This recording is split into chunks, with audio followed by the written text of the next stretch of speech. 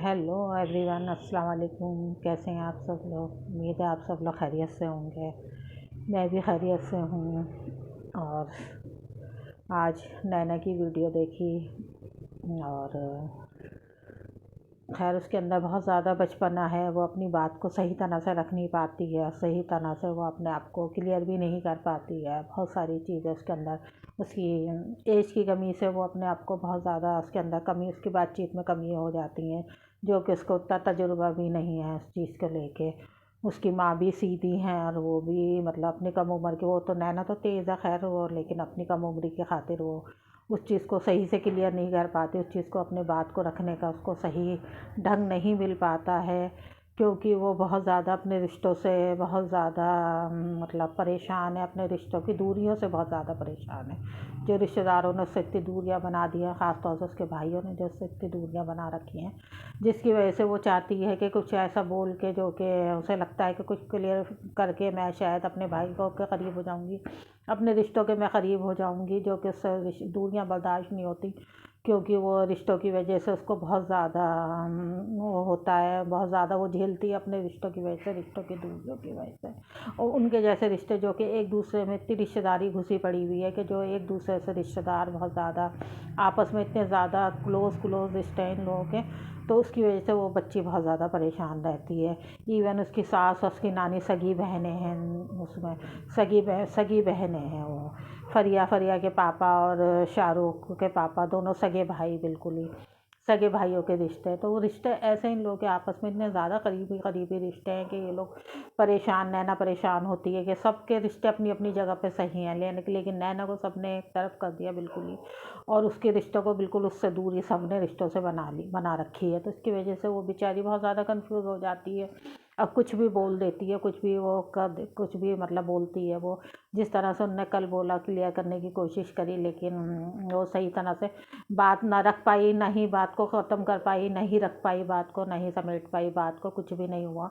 और जो था उसका लोगों ने गलती उसका वो करा, गलती समझा उसको, लेकिन उसकी दिल की कैफियत को किसी ने नहीं समझा कि उसकी दिल की कैफियत क्या थी। वो क्यों इन रिश्तों को लेके क्यों इन बातों को रख रही है, वो क्यों इन बातों को वो कर रही है, इन बातों को क्लियर करना चाह रही है। उसकी दिल की कैफियत को किसी ने नहीं समझा, किसी ने समझने की कोशिश नहीं करी।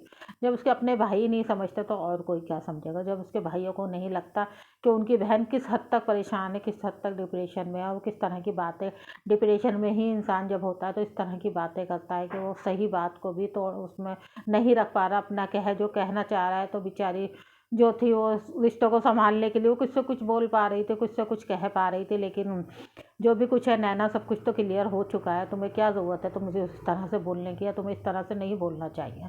सारे रिश्ते तो, सब कुछ तो क्लियर है, सब कुछ तो सामने है, जो कुछ हुआ है वो सब सामने ही है। तो तुम इस तरह से मत करो, इस तरह की बातें बिल्कुल भी। तुम अपने आप को छोड़ दो, तुम सब्र कर लो, तुम खाक डालो ऐसे रिश्तों पे कि जो तुम्हें नहीं समझते। तुम सब्र करके बैठ जाओ, तुम उन रिश्तों की मत परवाह करो बिल्कुल भी। तुम सब्र से उन रिश्तों को वो करो।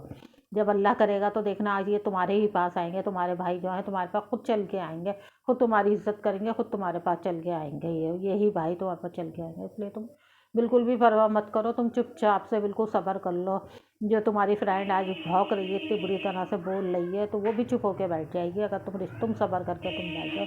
तुम परवाह ही मत करो किसी की, तुम अपनी ब्लॉगिंग करो, जो भी तुम्हारी ब्लॉगिंग है, वो ब्लॉगिंग करो तुम अपनी, जैसे करती हो, जिस तरह से तुम हस्बैंड वाइफ अपने करते हो, हंसी मजाक करते हो, तुम माँ के साथ करती हो, अपनी फ्रेंड्स के साथ करती हो, इसी तरह से करो। लेकिन तुम उन रिश्तों को संभालने की कोशिश मत करो। वो रिश्ते तुमसे बहुत ऊपर हैं, वो बहुत ज़्यादा उम्र दराज लोग हैं, सब बड़ी बड़ी उम्र के लोग हैं। वो ही जब इन रिश्तों को नहीं चाह रहे तो तुम कैसे संभाल पाओगे, तुम कैसे कर पाओगे? तुम बिल्कुल कोई भी क्लियर करने की इस चीज़ को कोशिश मत करो, कुछ भी ना बोलो इस चीज़ को लेके, कुछ मत कहो। जो भी है अल्लाह पे छोड़ दो, जो है अल्लाह पे छोड़ो। तुमने सच बोला है, अल्लाह तुम्हें इसके वो देगा। और तुम रिश्तों को जो है उस पर छोड़ दो। अल्लाह तुम्हारे रिश्तों को देखना एक दिन इतना मजबूत करेगा, तुम्हारे व्यूज़ इतने मजबूत करेगा कि तुम्हें किसी की कोई ज़रूरत ही नहीं पड़ेगी। तुम अपने हस्बैंड वाइफ के रिश्ते अच्छे बनाओ, तुम उन अच्छे रिश्तों को लेके चलो। तुम्हारी ससुराल वाले हैं, तुम उनको रिश्तों को अच्छे लेके चलो, उनकी तरफ देख के चलो। वही रिश्ते तुम्हारे लिए काफ़ी है। इस टाइम तुम समझ लो कि यही रिश्ते तुम्हारे लिए काफ़ी है। तुम्हारी सास तुम्हारे साथ हैं, तुम्हारे जेठ तुम्हारे साथ हैं, तुम्हारी जेठानियाँ तुम्हारे साथ हैं, वही रिश्ते तुम्हारे लिए काफ़ी है। इस टाइम फ़िलहाल तुम उन्हीं रिश्तों को लेके चलो। और सारे रिश्ते एक तरफ हैं भाई, तुम्हारी माँ तुम्हारे साथ है, सबसे बड़ी बात है। कहते हैं ना कि माँ है मेरे पास में, तो माँ तुम्हारे पास में, तो तुम्हें किसी रिश्ते की ज़रूरत ही नहीं। तुम्हारी माँ तुम्हारे लिए हर रिश्ते की मुकाबले में तुम्हारे पास तुम्हारी माँ है, तुम्हारे पास सब कुछ वो है, तुम्हारे लिए सारे रिश्ते वही हैं, माँ की तरह माँ है। तो इसलिए तुम बिल्कुल परवाह मत करो, बिल्कुल तुम इस सब चीज़ों को लेके बिल्कुल मत करो, कोई क्लियर मत करो, किसी भी बात को क्लियर नहीं करो बेटा, इस चीज़ को बिल्कुल वो मत करो। सबको छोड़ दो, बस तुम अपनी ब्लॉगिंग करो, जो तुम्हें अपनी ब्लॉगिंग सबसे हट के अपनी ब्लॉगिंग करो और उनको लेके चलो बस तुम, और किसी तरह से कुछ मत सोचो बेटा। ये सबको छोड़ दो जो भी है उसके अंदर, जब होगा अल्लाह संभालेगा तो समझ जाएंगे ये रिश्ते।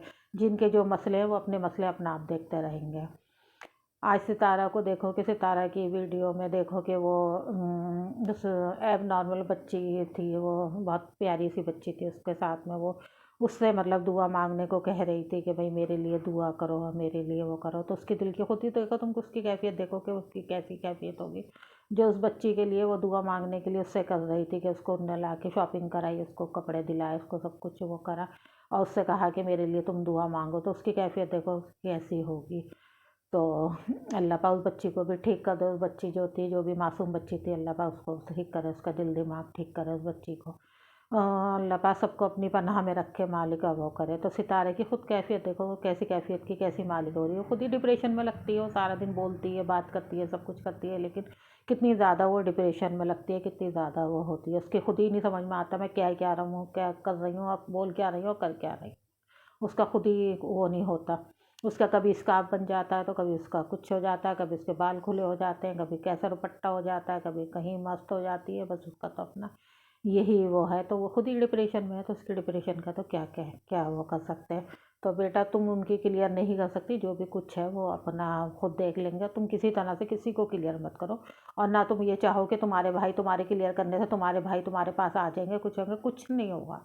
वो नहीं आएंगे, जब तक उन्हें डॉलर मिलना है वो नहीं आएंगे। जिस दिन वो डॉलर उन्हें मिलना उनके ख़त्म हो जाएंगे, उसी दिन वो तुम्हारे पास आएंगे, उससे पहले वो तुम्हारे पास नहीं आएंगे, क्योंकि खाला के ज़रिए उन्हें डॉलर मिलना है। वो क्यों खाला को रिश्ते को छोड़ के वो तुम्हारे पास आएंगे, तुमसे क्या मिलेगा उन्हें? तुमसे कुछ भी नहीं मिलेगा उनको। तो इसलिए बेटा अपने ऊपर ध्यान दो, अपनी अपनी कंडीशन देखो, अपने ऊपर अपना टाइम से तुम सोना, अपना टाइम से खाना, अपने टाइम से तुम दवाई वगैरह लो, अपनी तरफ देखो, तुम किसी भी रिश्ते की तरफ मत देखो।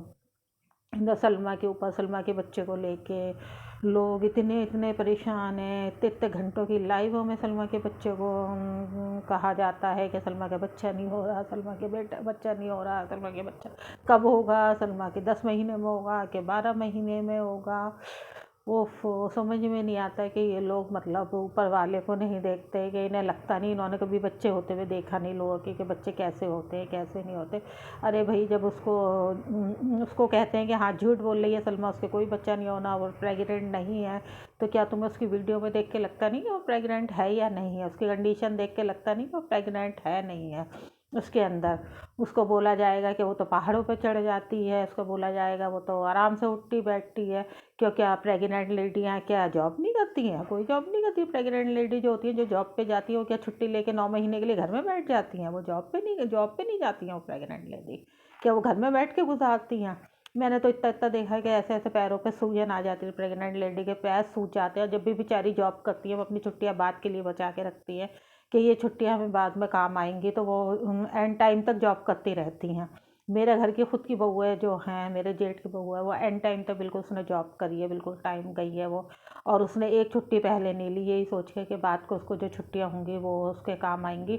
जितनी भी छुट्टियाँ वो उसको बाद को आएंगी, 6 महीने की तो छुट्टी मिलती है बाद को, फिर और भी छुट्टियाँ जो अपनी बची हुई होती है वो भी काम आ जाती हैं। तो वो ज़्यादा उन्हें फ़ायदेमंद लगती है, ना कि वो पहले से छुट्टी लेके बैठ जाती हैं।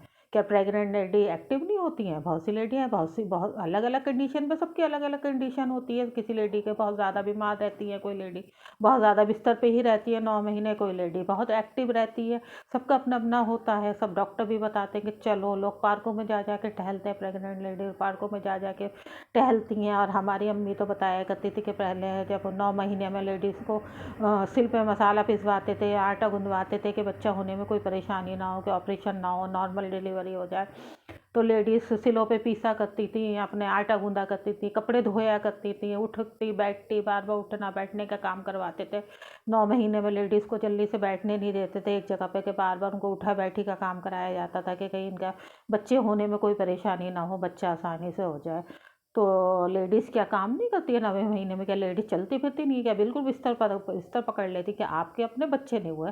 सबके बच्चे होते हैं, मेरे भी बच्चे हुए हैं, तो मुझे भी पता है कि इंसान चलता फिरता ही है। घर के काम कौन करेगा 9 महीने तक? कौन घर के काम करेगा? कौन बाहर के काम करेगा? हर इंसान को हर काम करना पड़ता है, जाना भी पड़ता है, हॉस्पिटल भी जाना पड़ता है, दिखाना भी पड़ता है, घर के काम भी करने पड़ते हैं, वॉक भी करनी पड़ती है कि जाके भाई कि ऑपरेशन ना हो तो वॉक भी इंसान जाके करता है, टहलता भी है, सभी कुछ करता है उसके अंदर, हर चीज़ करनी पड़ती है।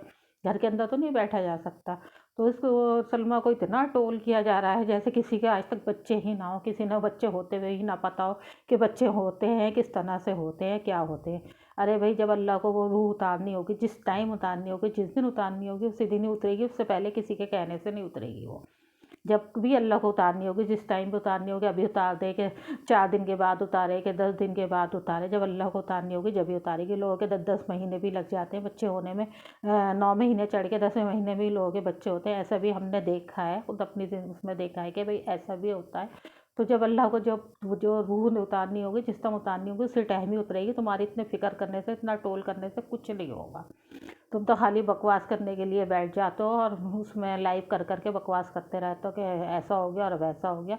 और ख़ुद को, जबकि सब कुछ मालूम होता है, ख़ुद को सब कुछ मालूम है कि क्या सही है और क्या गलत है, मालूम अच्छे से होता है ख़ुद को।